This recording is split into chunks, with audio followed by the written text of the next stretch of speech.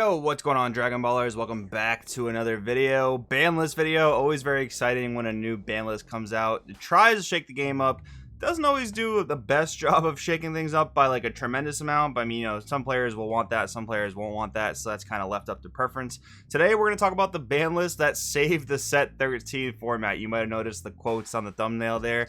There's a little bit of sarcasm in that. But honestly, I think this ban list does a good to decent job. It's not spectacular, it's not amazing, but I honestly don't have very few complaints about it. I think what they hit was pretty good, but we'll get more into that when we get into like the individual cards that were touched here. There are also a few things I wish that were addressed that weren't, so we'll talk about that in today's video as well. Kind of talk about the future of the game. I think the game's been in a great spot for over a year now. I mean, ever since Super Shadowrun format, we haven't had like a tier 0 meta. Vegex was kind of close to that, but there were still other decks that could compete. And ever since Vegex, we've been in an even better super diverse format. And again, player preference. Some people don't like the ultra diverse formats. Some people like triangle formats. Some people even like tier 0 formats. So you can't really please everybody. So I don't envy the job of Bandai in that regard. It's very hard to please everybody. But I think they did a pretty good job here. So we'll kind of talk about it. If you're new here, definitely subscribe. Hit that bell so you miss a video. Posting Dragon Ball Super content every day of the week for the most part. If you guys want to help support the channel, go down in the description.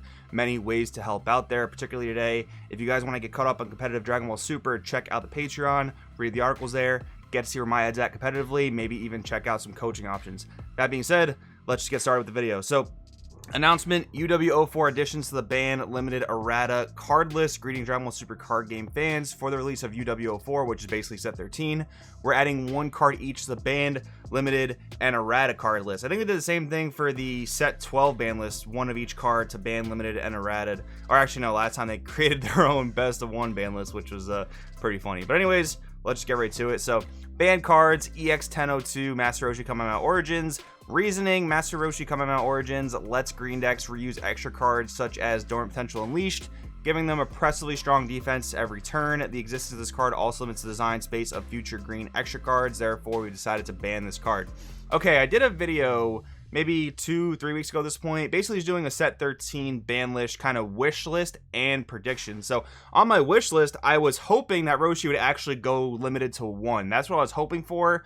I didn't actually think they were even gonna touch it because green has definitely been the most lacking color in the meta as of late. Last weekend saw a bit of a resurgence, but with such great numbers of players, like such big volume of players, you have like these really big top 16s and top 32s that you know, these green decks like Majin Vegeta, like Turles, like Green Gotenks were sneaking in there. But comparatively, the rest of the color pool, I mean, red, black, yellow, definitely the most dominant colors. Red probably leading the pack. Blue also lagging behind, but Blue Baby is a really strong champion for blue, so that definitely kind of carries its color.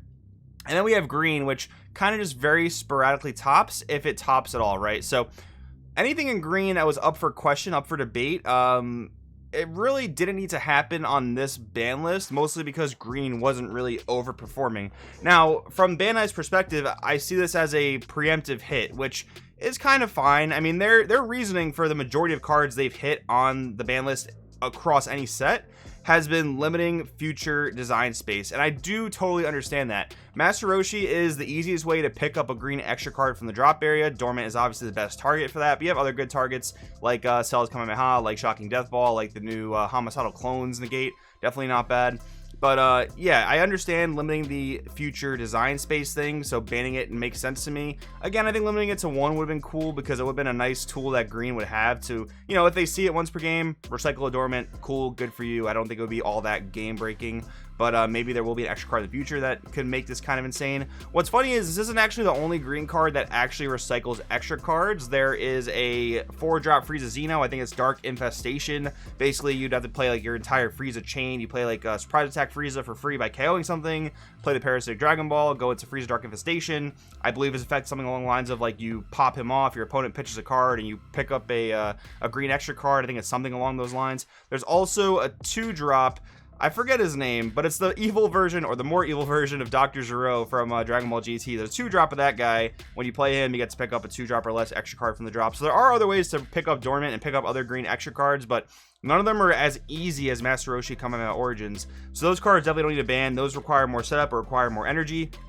Roshi, definitely the easiest way to do that, especially because you can just dormant pitch this card itself, and then, you know, next turn just pick it right back up because you just paid the cost of dormant with Roshi, putting it in the drop area perfectly. Definitely a really strong synergy, but again, green just wasn't really doing too much in this meta, so I don't think this needed to necessarily happen, but I mean, it happened, and I don't think it's that bad. I think it's absolutely fine. But anyways, let's move along here. Limited cards. So Goku Hope of View 7 got limited to 1. Reasoning: the existence of this card limits the design space of future Universe 7 Goku cards with energy cost of 5 or more. Therefore, we decided to limit this card. There's actually quite a few Gokus, U7 Gokus in particular, cost 5 or more across all the different colors. And the TOP, the whole thing with Theme Booster was to try and make these like rainbow decks, right? So the fact that Goku Hope of View 7 evolves over any one of those and actually doesn't care what your leader is unless it's green, made it really strong in Cell Surge. Like, the whole turn 2 Victory Strike thing is the main reason why this card's being limited to 1. And honestly, this is an excellent hit. This is a great hit by Bandai. Absolute kudos to them for this one. Because, you know, you can't really ban Victory Strike. I don't think it makes a lot of sense to ban a secret rare. Yes, a lot of people don't like the fact that they're inherent one-ofs, making them inherent RNG fodder. But this is a great hit to really hinder that turn 2 Victory Strike deck. As far as I'm concerned, that deck, the consistency is killed unless they find another combo to drop it super early. I don't really think turn 2 is possible, though, from the card pool that I can think of, and this card being limited. I really don't think turn 2 Victory Strike is all that feasible anymore. Yeah, this card's still searchable. There's like representative of U7 that can search off top 7, and some other cards that can kind of search it, but none of them are like a direct deck search, so you're still playing that RNG game. Now, if you want to play the Victory Strike deck, you're looking for 2 one-ofs as opposed to 1. I kind of bet a lot of people will still play this deck, though, because they're already looking for one of, so what's the problem with looking for another one? Obviously, your deck just like lacks consistency incredibly, but I'm kind of just looking at it from the logic of some people that might want to play the deck. But the thing with the deck, right, I know a lot of people, I guess some people enjoyed the deck. I really don't understand why. It was just super cheese, not really what Dragon Ball is meant to be, in my opinion. But the only thing this deck was going to do was frustrate new players. Like, veteran seasoned players that are going to competitive events, they're going to sideboard for this. They're going to make the Victory Strike matchup easy.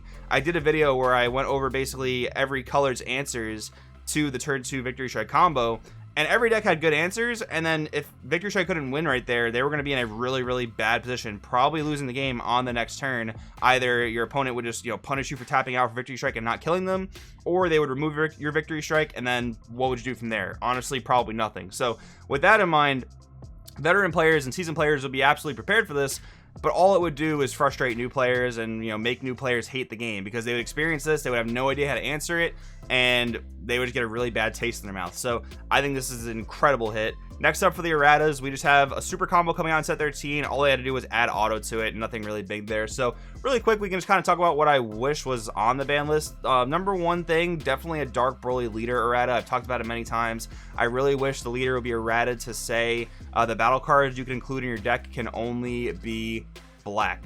So you wouldn't be restricting the Parasitic Dragon Ball. You also wouldn't be restricting the 7-drop Dark Broly that also shares the red color.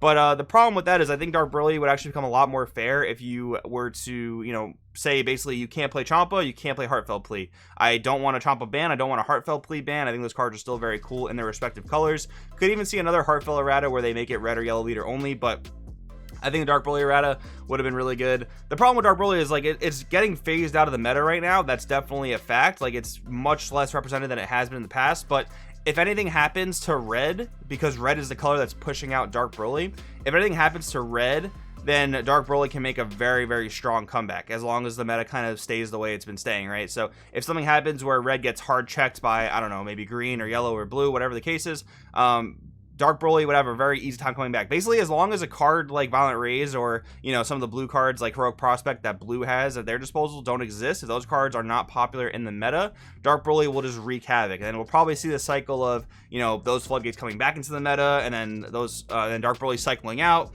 And then because Dark Broly cycled out, those floodgates cycle out, Dark Broly comes back in.